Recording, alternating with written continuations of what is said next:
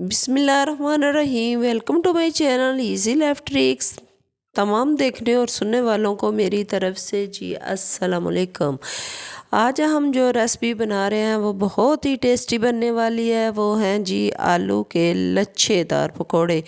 हम तो वैसे चिप्स की तरह भी आलू काट कर बनाते हैं, लेकिन अगर आप इस तरह आलूओं को काट कर बनाएंगे तो ये बहुत टेस्टी बनेंगे और बहुत जल्दी बन जाते हैं, और जो है ये क्रिस्पी भी बहुत ज़्यादा होते हैं।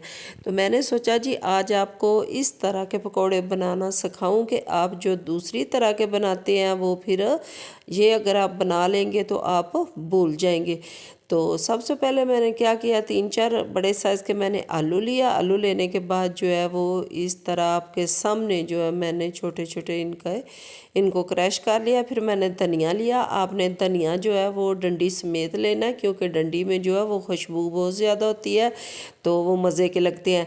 मैंने आलू को पानी में रख दिया था ताकि यह ब्लैक ना हो। तो आपने क्या करना है, फिर छलनी के साथ जो है वो पानी जो है वो निकाल लेना है इस तरह।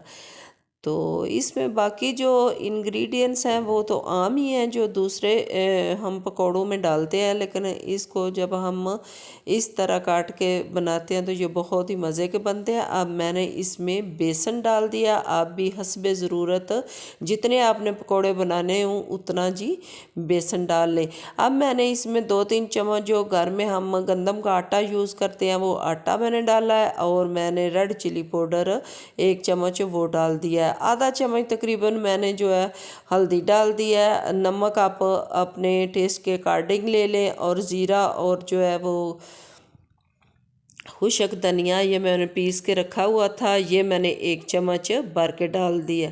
तो आपने थोड़ा थोड़ा जी पानी डालना है ताकि ये ज़्यादा पतला भी ना हो और ज़्यादा थिक भी ना हो। तो अब मैंने ऑयल को पहले से गर्म कर लिया।